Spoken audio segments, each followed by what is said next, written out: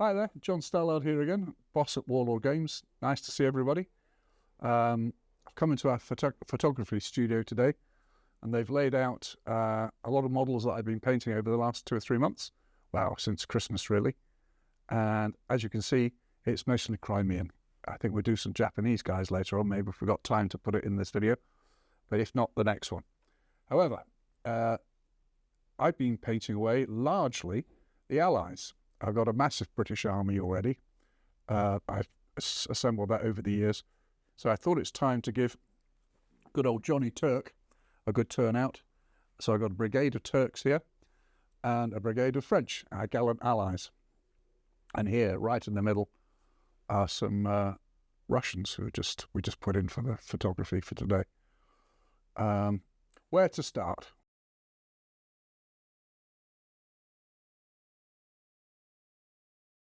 So, why is Warlord doing the Crimea then? Well, probably 12 years ago now, maybe even 13, Paul and I made some plastic Russians, and very nice they were too. And we made some metal British as well, some British cavalry, but then we stopped. We got, I think we were developing the bolt action range instead, and we just didn't have the bandwidth to make the rest of the Crimean models. And so it kind of got a bit widowed, the range, which is a shame because it's an amazing period to wargame. And at Warlord Games, when we're talking about rule books and things, there's either a man or a plan.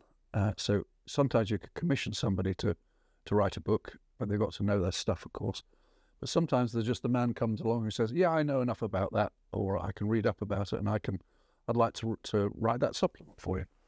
And they've got to know, obviously, about the period, the history.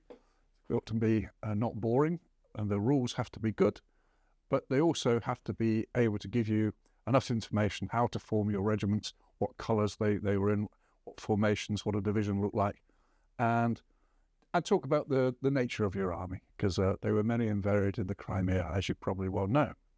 So we had a couple of people have a look at writing the Crimean supplement, but in the end, my old pal Pete Brown rose to the occasion. He's already written for Warlord Games quite a few times, and he put pen to paper, and we have we have a wonderful supplement for the Crimea.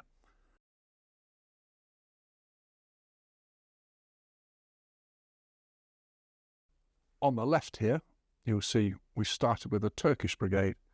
Got 3 battalions here of Turkish infantry, 3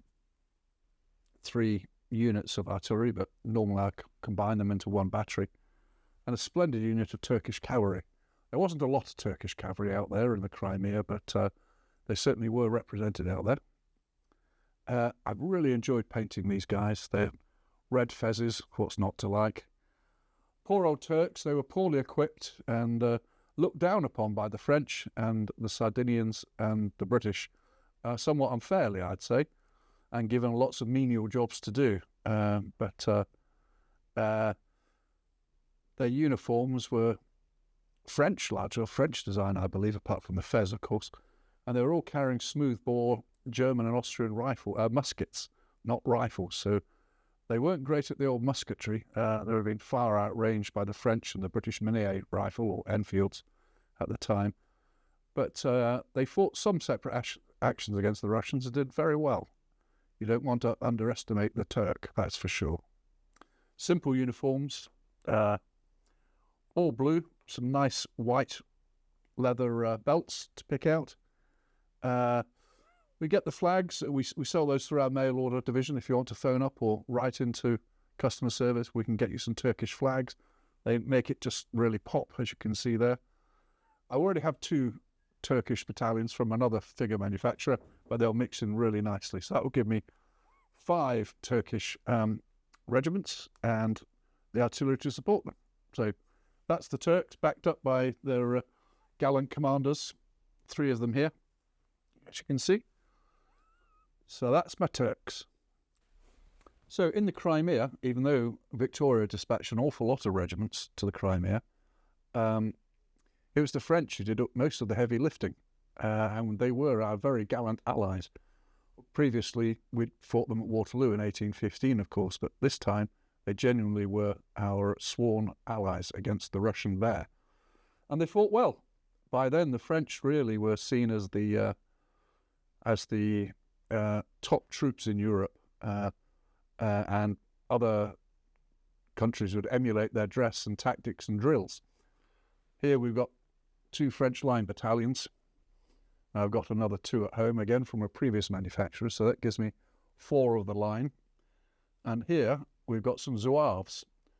Now, the Zouaves were originally French colonial troops from North Africa, and they were very fierce, sort of tribal hell warriors, dressed in bright-coloured baggy trousers and wearing a fez and a turban around it, and were good shots, good skirmishers, but also very eager to close with the bayonet.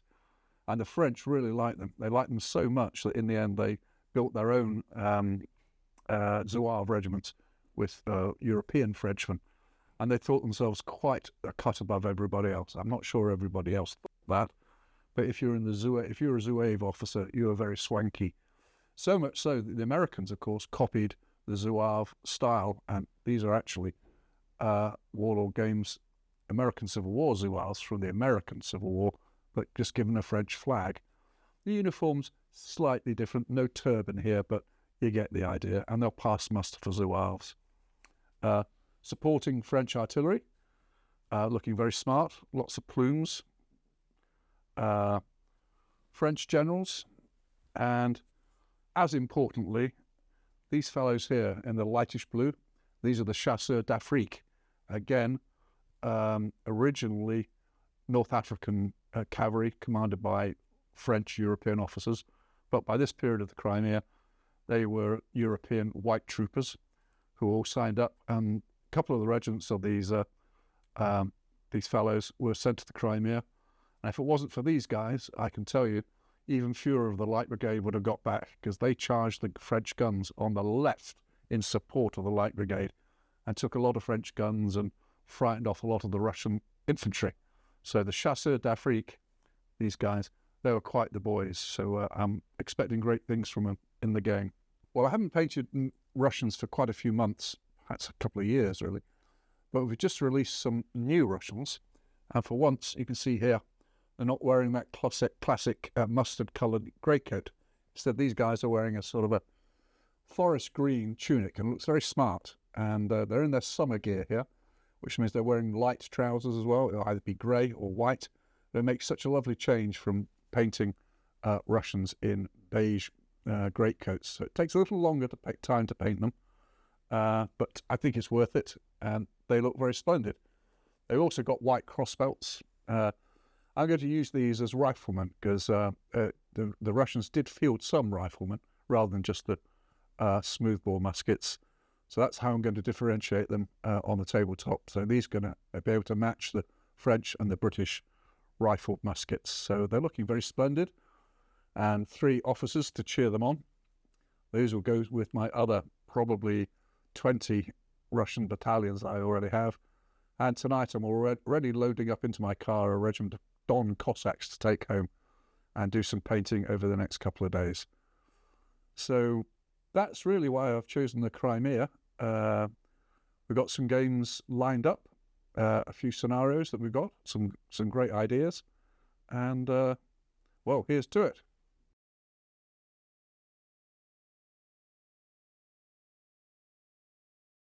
Well, of all the various heroes here, I was asked what's my favourite unit. I quite like the Russians in their green uniform, because it's just such a blessed change from painting beige.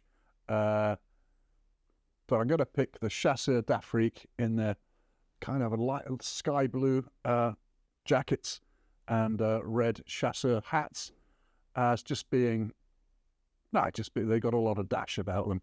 And because they were the boys, as say, who helped the Light Brigade at Balaclava. So I take my hat off to you. One of the joys about painting horse and musket soldiers is having time to do the bases. And what I really enjoy doing is, although basing can be a chore, is to base them with a sort of a gravel down there, a muddy gravel, sand, But then I enjoy putting all these tufts here. You see that every single base has at least one or more tufts stuck there down there. You can buy those from our website or from anywhere, but certainly from our website or our store. I quite like the Frenchmen here all walking through fields with yellow flowers in on the moorland, and I don't know whether that's true or not, but some marshy ground for the Turks there, and lovely bright green tufts there. It just makes them, it really lifts the models and is quite an attractive thing to do. So well worth doing. Add some stones as well, pebbles, and you'll get a better looking finished regiment. Talking about finishing, that's about all I've got for the Crimean so far. Now, I have painted some more Japanese vehicles because I did an article a few months ago about my Japanese army. I've since then done one of those railroad armoured cars that they had. Strange looking vehicle, but all the better for that. And one of the excellent autocannon anti-aircraft trucks, which will show you either today or in the next video. You'll see my Japanese vehicles. I've had great fun converting those around a bit. I've added an extra machine gun to the anti-aircraft truck with a couple of servers on that. But the other thing is cladding them with palm tree fronds and camouflage to try and keep those dreadful American and British fighter planes away from them. Talk a little bit about my Japanese ever-expanding army, ever-invincible Japanese army, I hope. And even though Japan didn't really field many tanks, certainly not in the same proportions as, say, the Soviets or the Americans, Germans or British, they did have some very unusual and interesting-looking vehicles. What do I mean by that? Well, I mean this fella here. It's an armoured car,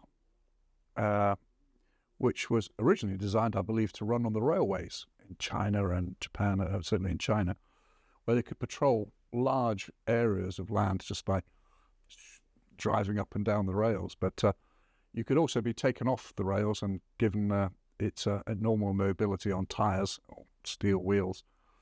Then they equipped it with a machine gun, which originally it didn't have. It was just for taking 6 or 7 troopers around. But I think it looks very splendid. Actually looks a bit like something out of Wacky Races, to be honest. But if the thing coming toward you is armour clad and you haven't got any anti-tank weapons, then that's the guy who's going to win the game. So I've had good fun painting it. Brown stripy camouflage. Made it look quite dirty if I could, and look like it's been in the jungle. And then using all these various ferns and palm fronds and other great stuff stolen from other kits, I've made it look quite jungly, and at least an attempt has been made to camouflage these guys from above, or maybe just putting it into an ambush position. So quite proud of him. He hasn't fought yet, but I'll see how he does. So it can take 6 troops as well, I think, in the rule, so can be useful as a transport. This fellow is a beautiful model. I think it's really very exciting. It's obviously a Toyota truck, but with a drop bed back, so that you can lower the sides and rear to show the machine cannon at the back. They didn't make many of these, but you'd be a very lucky unit if you had one of these fighting for you to try and keep away the enemy flyers. You can see they just mounted the machine cannon on the back.